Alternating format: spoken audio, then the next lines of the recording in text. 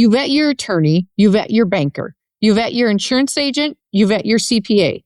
But are you vetting the person that's going to take over for you?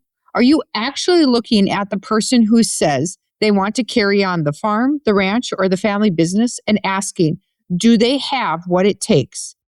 You should know yourself. You know exactly what it takes. Not, are they the oldest? Not, are they the only son? Not, do they want it? But do they have the business sense, the discipline, the work ethic, the financial skills, and the decision-making ability to keep this operation going? Not to mention any baggage that might split up the family and farm.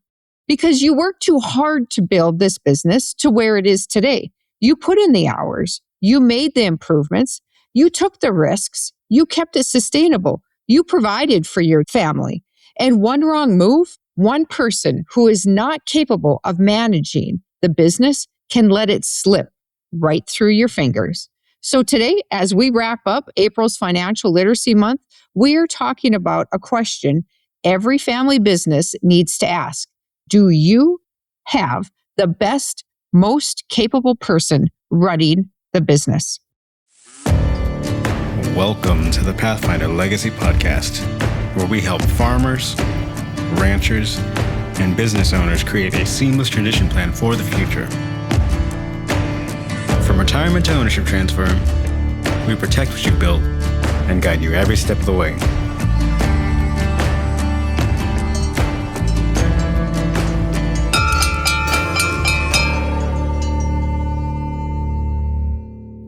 Welcome back to the Pathfinder Legacy Podcast, where we talk about the real-life decisions that come with family business, farming, ranching, succession, and estate planning, and protecting what you worked so hard to build. I'm your host, Heidi Olson. April is Financial Literacy Month, and we have been talking about what it really takes to run a farm, ranch, or family business. Not what people think it takes from the outside looking in, but what it actually takes behind the scenes. And today, I want to wrap up this month with a topic that families do not always want to face, vetting the successor. Because let's face it, choosing the next person to run the operation is not just about family order. It is not about who was born first. It is not about who has the last name. And it is not about who thinks they deserve it. It is about capability. Can they run the business? Can they manage money? Can they make decisions? Can they handle pressure? Can they organize people, equipment, livestock, crops, machinery repairs, manage the books, handle meetings, and everything else that has to happen? Because if they cannot handle the business, they can destroy the legacy. So let's get into it. When you are running a farm, a ranch, or any family business, you already know you need the right people around you. You want a good attorney, you want a good banker, you want a good insurance agent, you want a good CPA. You want advisors who understand your business, understand your goals, and can help you make good decisions. But here's the thing. A lot of families will spend more time vetting their advisor team than they spend vetting the person who is supposed to take over your position just because they are family. And that should make you stop and think, because your successor is not just getting a title. They're getting responsibility, they're getting risk, they're getting debt, they're getting equipment, land, livestock, employees, vendors, market fluctuations, family dynamics, bookkeeping, creating the cropping plan, maintenance, and all the day-to-day decisions that do not stop just because somebody is tired or overwhelmed. So the question is not who wants it. The question is who can handle it. And I know that can be a hard topic for families because emotion gets tied up in this. Maybe it is the oldest son. Maybe it is the only son. Maybe it is the child who always said they were coming back. Maybe it is the one mom and dad feel sorry for. Maybe it is the one who never quite launched out of the nest on their own. So everybody thinks, well, maybe the farm will give them a place, maybe give them identity. But that is not a succession planning. That is just wishful thinking. And wishful thinking can bankrupt your business. You have to ask hard questions. Does this person have financial skills? Do they understand accounting? Can they read a balance sheet? Do they understand cash flow? Do they have the personality to interact with people so they can run the business? Or are they a wallflower that can't communicate with anybody outside of the farm? Do they know the difference between gross income and profit? Do they keep books up to date monthly? Or are they 6 months behind with receipts piled up in the pickup that float in the wind every time the door opens? Can they sit down with the banker and explain what is happening in the operation? Can they make a plan and follow through? Because financial literacy is not just something off-farm siblings need, it is something the successor needs as well. The person taking over the business needs to understand the money. They need to know where the money comes from, where it goes, what is owned, what is owed, what has to be paid, and what cannot wait. And then you have the operational side. Can they put together the cropping plan? Can they plan for seeding before spring planting? Or are they scrambling to buy seed from the neighbors when they should already be in the field? Can they plan fertilizer needs? Can they look at what is happening overseas, understand how that might affect supplies, and say, hey, if fertilizer is tight this year, it may be worse next year. What is our plan B? That is management. That is business thinking. That is what you need from a future operator. It is not enough for someone to say, I want to farm. A lot of people can say, I want to farm, but not everyone can manage a farm. There's a big difference. Can they multitask? Are they organized? Can they stay ahead of machinery repairs? Can they track what needs service and when? Can they keep receipts together? Can they work with vendors and communicate? Can they communicate with the accountant? And can they manage employees or family members without blowing up? Can they handle pressures without getting aggressive, disrespectful, or careless with equipment? Because all of those things matter. How someone handles small responsibilities tells you a lot about how they will handle the big responsibilities. That is why you cannot just hand someone the whole operation and hope they'll figure it out. You have to start breaking the business down. When I say that, I say it like this. What does everyone do? Who handles crop planning? Who handles livestock decisions? Who handles repairs? Who handles the bookkeeping? Who talks to the banker? Who orders the seed and all the inputs? Who schedules the vet visits? Who keeps track of insurance? Who manages leases? Who is handling mom and dad's retirement income from the business? You have to dissect the business and look at all the duties that are being done. Because a lot of times the older generation has been doing things for so long that nobody else even realizes how much is on their plate. Then you start transitioning pieces and small pieces first. Give the future operator a responsibility and see what they do with it. Do they follow through? Do they ask questions? Do they communicate? Do they write things down? Do they come prepared? Do they take ownership for their mistakes? Or do they just forget and make excuses and blame somebody else and point the finger or wait until the last minute to get something done? Because if they cannot handle small tasks, you need to stop and reevaluate before you even hand them a major task.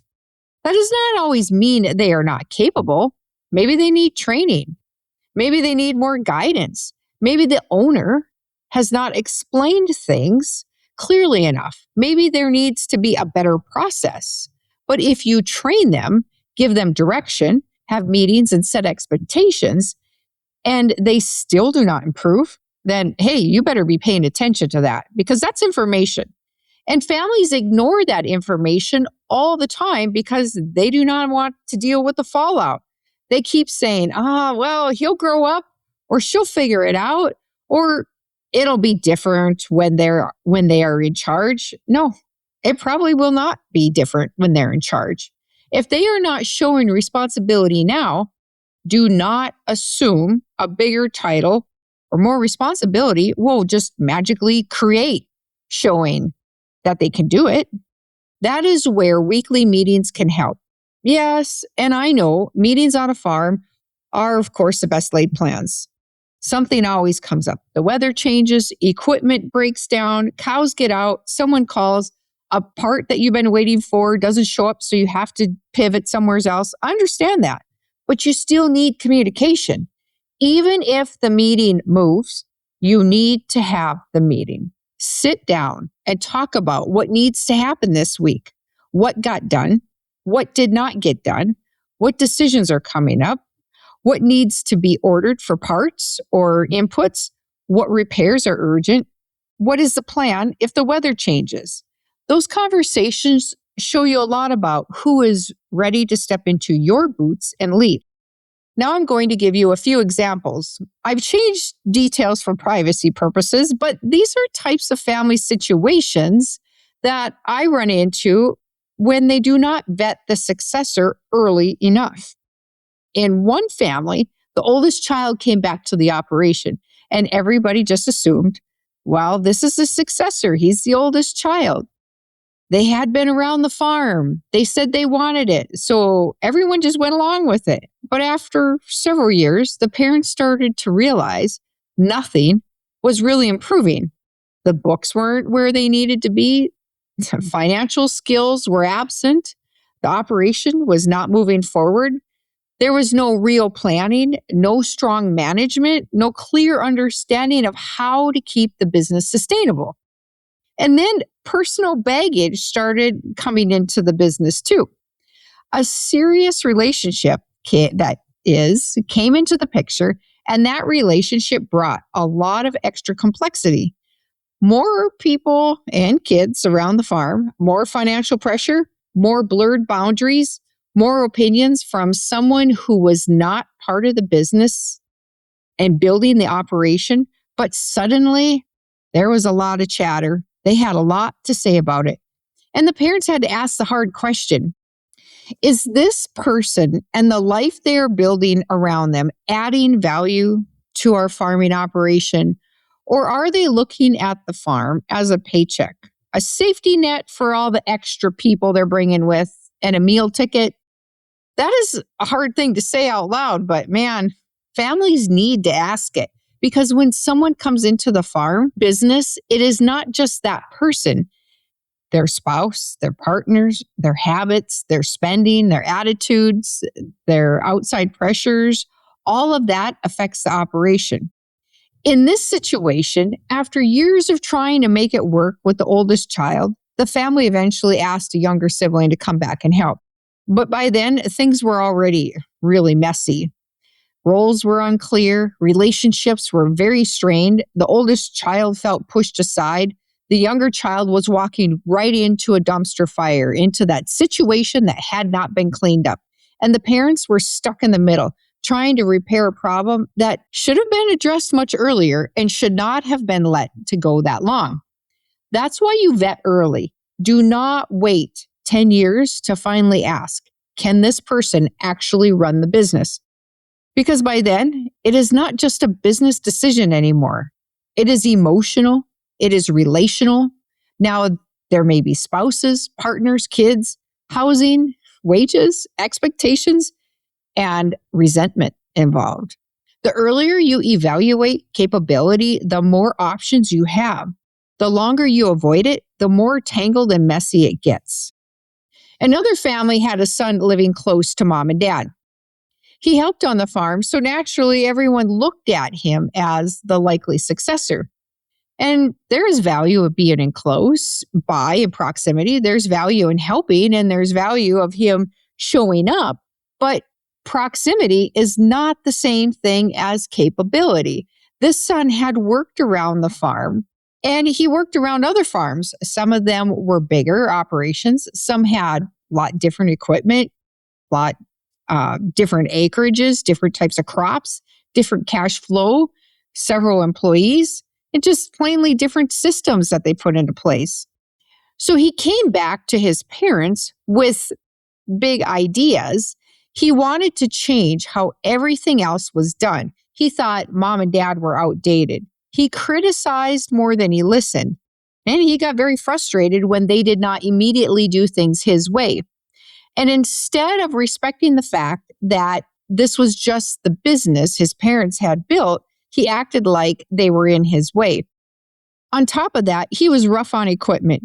He'd get mad, get aggressive, and not treat machinery as if he was paying for repairs. And that was a problem because we all know machinery is not cheap and repairs are not cheap. Downtime is not cheap.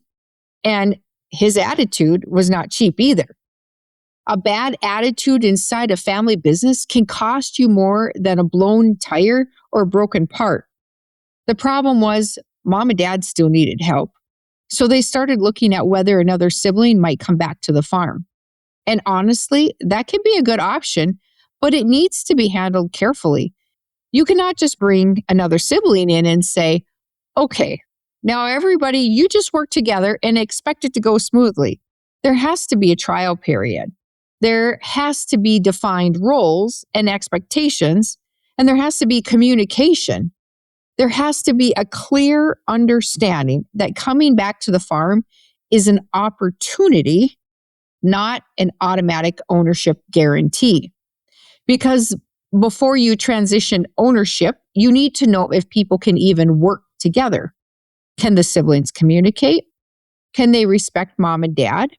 Can they divide duties? Can they disagree without blowing up? Can they make decisions without turning everything into a family fight? Can they respect that this farm is not the same as the farm down the road?